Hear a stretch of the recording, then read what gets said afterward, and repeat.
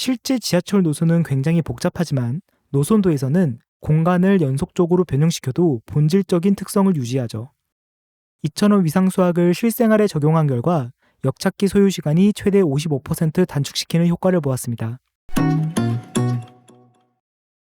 1752년 오일러는 볼록한 다면체의 꼭지점, 모서리, 면의 개수 사이에 다음과 같은 관계가 성립함을 발견했습니다. 오일러 이전에도 이러한 패턴이 다면체에 존재한다는 것은 알려져 있었지만 그것이 모든 다면체에 적용될 수 있다는 것은 오일러가 처음 발견한 것이었습니다. 이는 흔히 오일러 지표라고 불리며 폐쇄된 면을 가진 공간의 특성을 나타내는 수학적 속성을 나타냅니다. 정리의 이름과 달리 완전한 첫 증명은 다른 수학자들에 의해 이루어져 있습니다. 각 수학자들은 독특하고 창의적인 접근 방법으로 이 공식을 증명했으며 특히 코시의 증명 방법이 주목을 받았습니다. 코시는 오일러의 공식을 직관적인 기하학적 방법으로 증명하였습니다. 그의 증명은 다면체를 평면으로 전개하는 과정과 평면 지도를 삼각형으로 분할하는 과정을 통해 이루어집니다. 먼저 다면체의 한 면을 잘라내고 나머지 면들을 평면 위에 펼쳐서 평면 지도를 만듭니다. 이때 꼭지점과 모서리의 개수는 변하지 않지만 면의 개수는 1만큼 줄어들게 됩니다. 따라서 평면 지도에서는 다음과 같은 관계가 성립합니다. 평평하게 펼쳐진 평면 그래프에서 삼각형이 아닌 다각형을 찾아 대각선을 그어 삼각형으로 만듭니다. 대각선을 그을 때마다 모서리 개수와 면의 개수가 각각 1씩 증가하지만 꼭지점에서 변을 뺀 개수에 면의 개수를 더한 것이 1이라는 관계는 변함이 없습니다. 모든 면이 삼각형으로 분할되었다고 가정해 보겠습니다. 삼각형을 하나 제거할 때마다 모서리를 하나 제거하거나 또는 모서리 2개와 꼭지점 하나를 동시에 제거합니다. 이 과정에서도 오일러 지표의 값은 변하지 않습니다. 이 과정을 계속하면 최종적으로 한 개의 삼각형만 남게 되는데요. 이 삼각형에서도 꼭지점에서 변을 뺀 개수에 면을 더한 개수가 1인 것은 항상 성립합니다.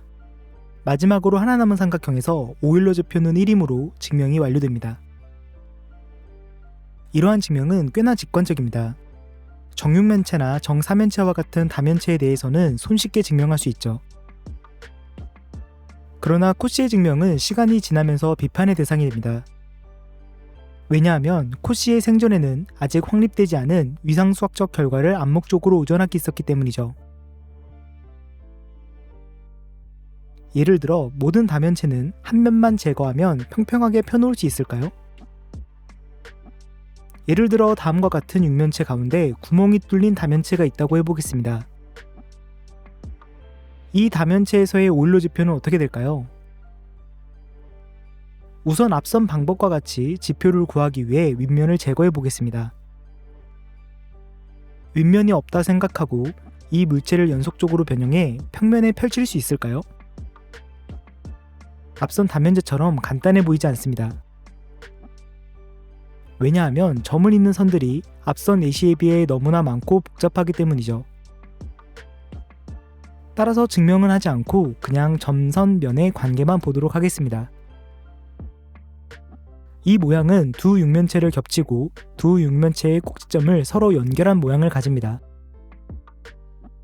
따라서 점의 개수는 8 곱하기 2이므로 16개, 선의 개수는 12 곱하기 2 더하기 8이므로 32개입니다. 면의 개수는 조금 복잡합니다. 뚫린 부분이 선으로 연결되면서 4개의 면으로 분할되었기 때문에 이를 고려하면 4 곱하기 2 더하기 4 곱하기 2는 16입니다. 그러므로 오일러 지표는 0이 됩니다. 여러 개의 면으로 둘러싸인 다면체임에도 불구하고 오일러 지표가 2가 되지 않죠. 그렇다면 이 도형은 다면체가 맞기는 한 걸까요? 오일러 지표는 단순한 기하학적 대상인 다면체에 대한 연구에서 출발했습니다.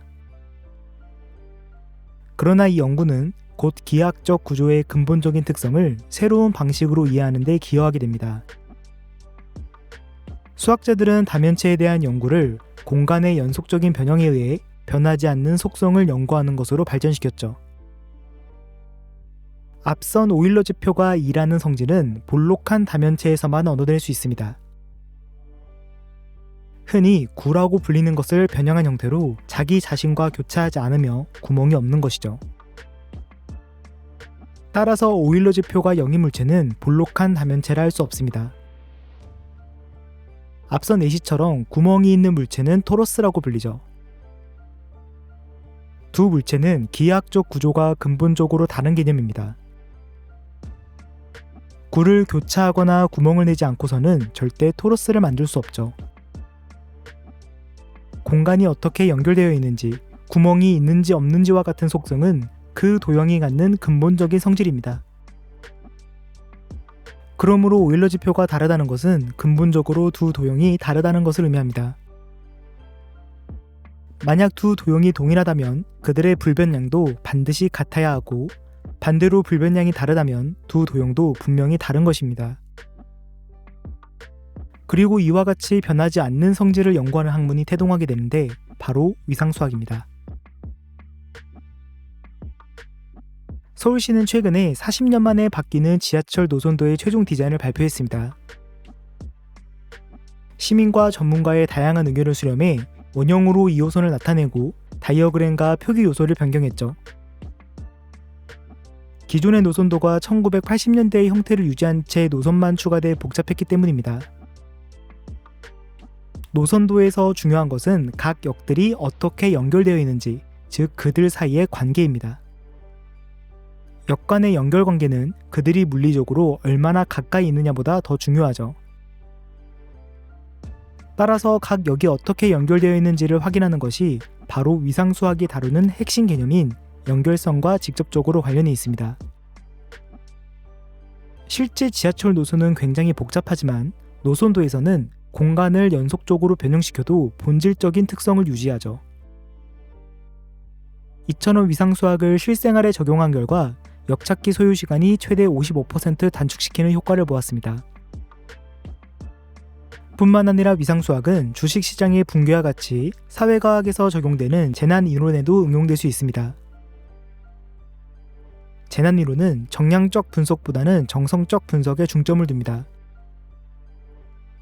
언제 또는 어느 정도로 일어날 것인가가 아니라 일어날 것인가 아닌가를 따져야 하죠. 과학에서의 수학적 모델은 미적분으로 표현할 수 있는 행성의 규칙적인 회전, 가열되는 가스 압력의 점진적 증가, 떨어지는 물체의 지속적으로 변화하는 속도에 관심을 가졌습니다. 그러나 댐의 갑작스러운 붕괴, 물에서 얼음으로의 급격한 전환, 거품의 폭발과 같은 것은 어떤가요? 불용 속성은 예측이 어려운 돌발적 변화를 나타내며 이러한 변화들은 전통적인 해석 기하학이나 대수학으로는 설명하기 어려운 경우가 많습니다.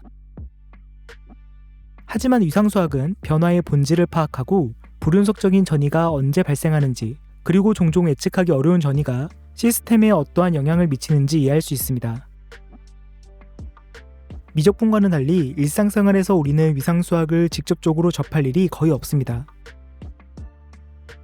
매번 위상이 뭐냐고 물어보면 도넛과 컵이랑 같다는 내용만 주구장창 반복하죠. 하지만 위상수학은 형태와 구조의 근본적인 특성을 이해하는데 수학이 어떻게 활용될 수 있는지 보여줍니다. 다면체를 넘어 현실 세계에 적용되며 현대 수학의 중심적인 부분으로 자리 잡았죠. 오늘 수업은 여기까지.